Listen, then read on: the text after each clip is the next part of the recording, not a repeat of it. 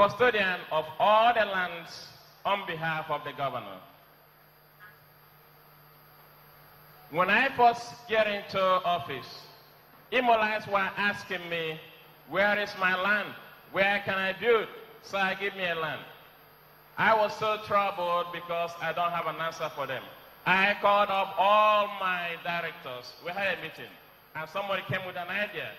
He said, sir, Mr. Commissioner, why not we open all this layout that we are lying fallow all over Owerri? That we did. The result is this. We open up all these layouts, Area T, Area TA, U, UA, and they receive a grand total of 2,286 plots of land that we gave out to Imolites to build houses. This is the result of our work. The newly created layouts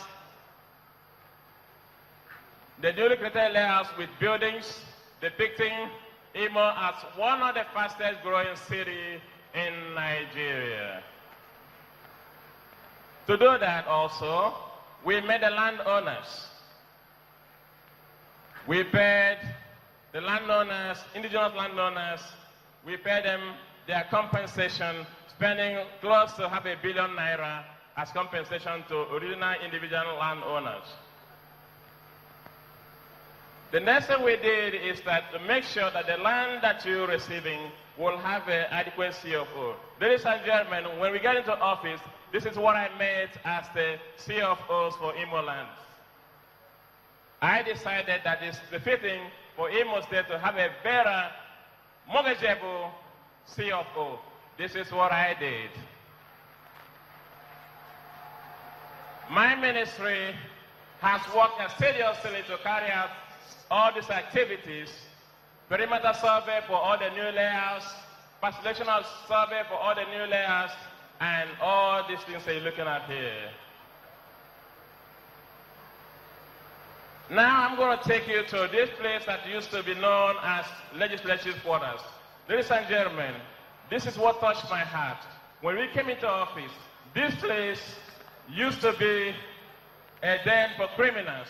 It was a building that's been there for over 30 years, built with good intention by previous administration. But subsequent administrations neglected this place, and this is what I did. We transformed it. Ladies and gentlemen, behold the Heroes Apartment. This is the interior of the Heroes Apartment, the area view of the Heroes Apartment. Similar case. When we came into office, this is what we had as the commissioner's quarters. Again, building that with good intention was built 30 years ago by well-intended administration, but subsequent administration neglected this building. Again, it became a hideout, safe haven for criminals and kidnappers.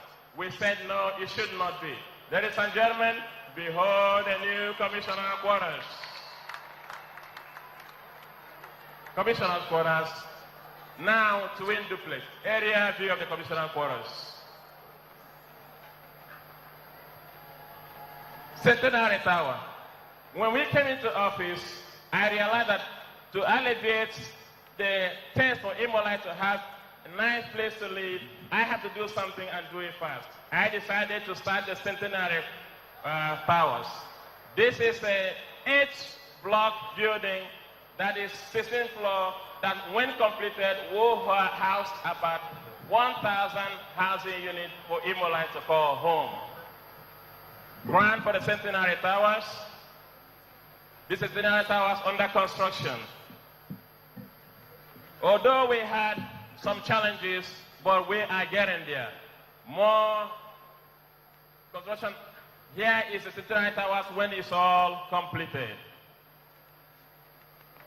Lands and lands. As I said earlier, my goal was to make sure that when you receive your certificate of occupancy, you can use it to get a mortgage from the bank and build something. I felt that the Office of Lands and Lands should be changed. We decided to start a new place for the Lands and Lands Office. This is the building under construction. This is the building completed. It's completed and we'll be moving there very soon. Again, the Imo College of Advanced Professional Studies, staff quarters. Because of shortage of housing, our partners in this college used to stay in a hotel. We felt that that is not proper. We need to have a place that they can live to mimic what they have in their country, especially the foreign partner.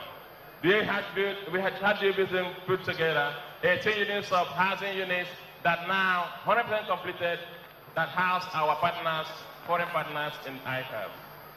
Now, this is something that's so unique to me. Brothers and sisters in the diaspora have been asking me, where can we build a house? Why are we so neglected? I promised them that when I took office, I will make sure that they have a place that they can call their own home, diaspora housing for people in the diaspora. We have on their land for it. Here is, in the next 2 years, you will have diaspora housing all completed to the glory of God. I want to thank my staff who worked so hard to help me achieve this. But before then, let me tell you this. For me to be able to say in 7 minutes all the achievements of my ministry is impossible. But I take consolation in knowing that my brothers and sisters, the commissioners, did that for me, because for every building you see here today has my imprint on it. It was my land director that associated the land. It was my survey person that did the past selection, and obviously my housing board that actually went out there and supervised the building. Thank you very much. Immortalized are dead, head of us.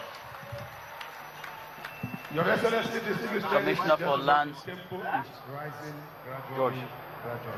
What he just whispered to me now, Your Excellency, is that Land Survey and Urban Planning, Mr. Lawrence Eberu, giving an account of his stewardship in that ministry and what he has achieved in the past 5 years. And that's the essence of today's event, Imo State, 5 years account of stewardship. And of course it's subtitled Imo at 40, Rescue Mission at 5. In the last 5 years, what has the state government achieved? They are hearing it from the mouth of the state commissioners who have stewardship of the various ministries. And of course, in a moment, the very next commissioner will be coming up to say what he or she has done in the past 5 years of stewardship in the southeastern state. Here with us.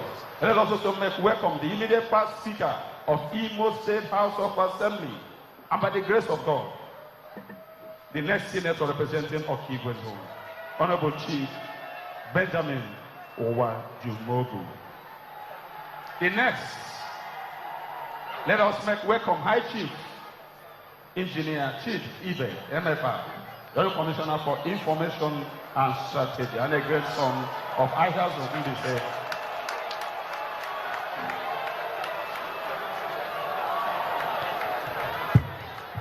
Your Excellencies, very distinguished members of the panel of judges,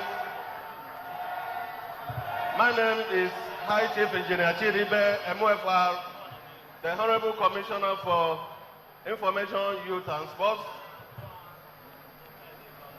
Your Excellency, my ministry is the flagship and the focal point and the fulcrum upon which every giant stride achieved by this government rotates and strives.